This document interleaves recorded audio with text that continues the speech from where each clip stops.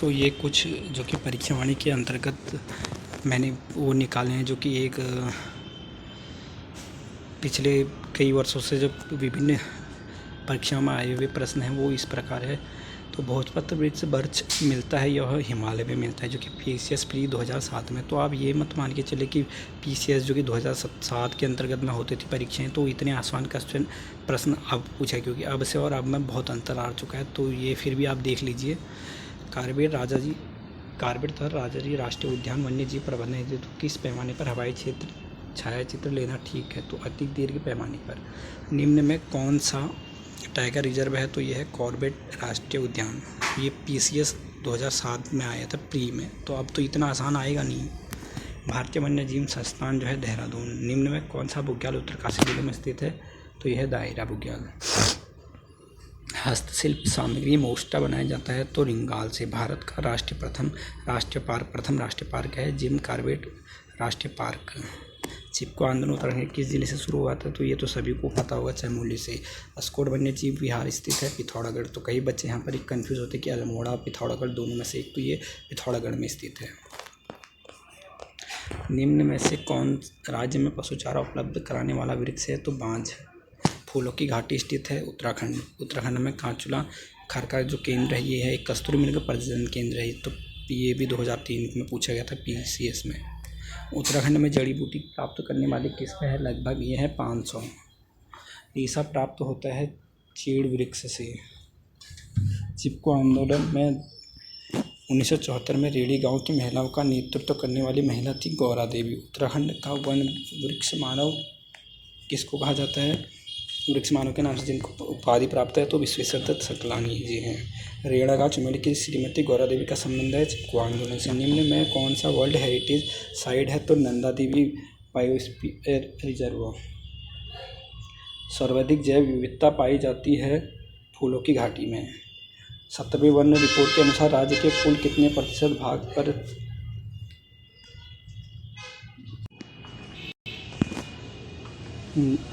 तो सर्वाधिक जैव विविधता पाई जाती है फूलों की घाटी में। 70वें वन रिपोर्ट के अनुसार कुल क्षेत्र प्रतिशत भाग वन में सबसे ज़्यादा था, तो ये था कितने प्रतिशत भाग में? क्षेत्रफल में भाग में वन थे, तो ये 45.44।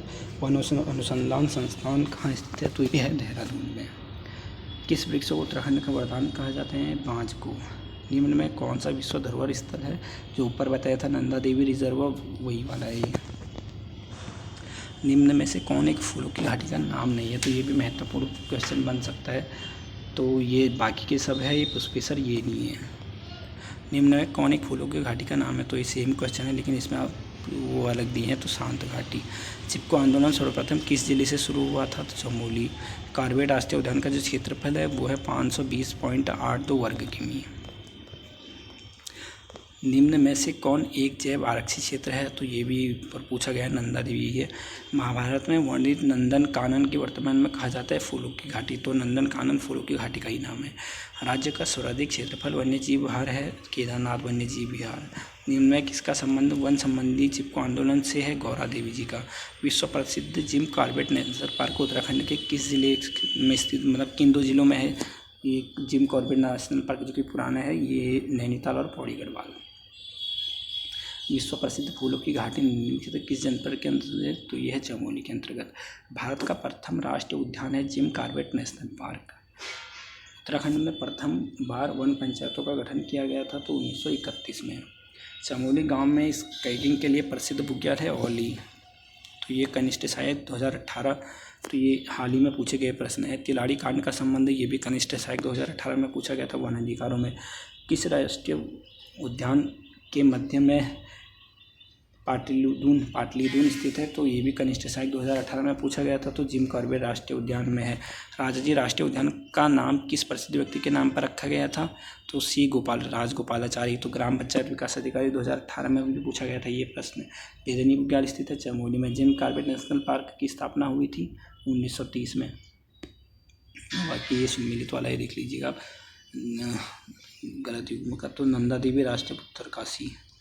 जिम कॉर्बेट नेशनल पार्क संग्रहालय स्थित है, तो ये कालाढूंगी में स्थित है। अस्कोट वाइल्ड लाइफ सेंचुरी स्थित है पिथौरागढ़। तो ये लगा है और होता है ना, अस्कोट वही वाला है ये।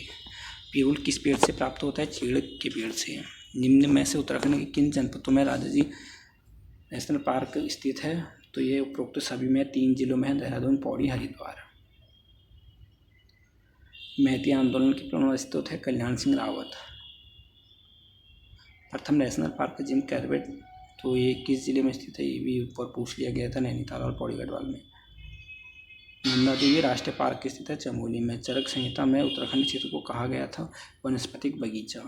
रायवा तिलाड़ी कांड, अल्मोड़ा टिहरी आंदोलन टिहरी राजशाही द्वारा किसानों के कृषि भूमि को वन भूमि घोषित किए जाने के कारण हुआ था, तो ये हुआ था 30 मई 1930 को। हिमालय बचाओ देश बचाओ का नारा किसने दिया था? सुंदरलाल बहुगुणा ने। पहलों की नीलामी के विरोध में राज्य स्तरीय आंदोलन चलाया गया था 1977 और 78 के बीच। पानी राखो आंदोलन के सूत्रधार थे सच्चिदानंद भारती। राज्य के किस राष्ट्रीय उद्यान को 2006 में प्रोजेक्ट टाइगर योजना में सम्मानित किया गया था? तो राजाजी। भारत का प्रथम राष्ट्रीय उद्यान है तो कॉर्बेट, ये भी। और राज्य में वनों में सर्वाधिक वृक्ष पाई प्रजाति जाती है चीड़ की, तो ये भी आसान क्वेश्चन है। कस्तूरी मृग ये तो केदारनाथ वन्यजीव की स्थापना की गई थी 1972 में, तो ये वीडियो 2021 वाला जो रद्द हुआ था उसमें पूछा गया था। राजाजी राष्ट्रीय नेशनल पार्क की स्थापना हुई थी 1983 में। राज्य में पर्वतीय शीतोष्ण वन विस्तार पाया जाता है, तो ये 1800 से लेके 2700 मीटर की ऊंचाई तक। ऊंचे भूभाग पर क्षेत्र में रहने वाले चरों को कहा जाता था, ये भी वीडियो में पूछा गया था 2021 में। बकरवाल, पाछी, पाछा, तो सभी को कहा जाता है। निम्न में से कौन हिमतेरर के संरक्षण हेतु प्रसिद्ध है? तो गोविंद वन्य जीव विहार, ये 2021 में पूछा गया था। हेली नेशनल पार्क की स्थापना हुई थी 1936 में। सर्वाधिक निम्न में किस जनपद में सर्वाधिक वन क्षेत्र पाया जाता है? तो उत्तरकाशी में। स्कंद पुराण में नंदन कानन किस जल को कहा जाता है? फूलों की घाटी को। उत्तराखंड में मेहती आंदोलन के जनक है कल्याण सिंह रावत।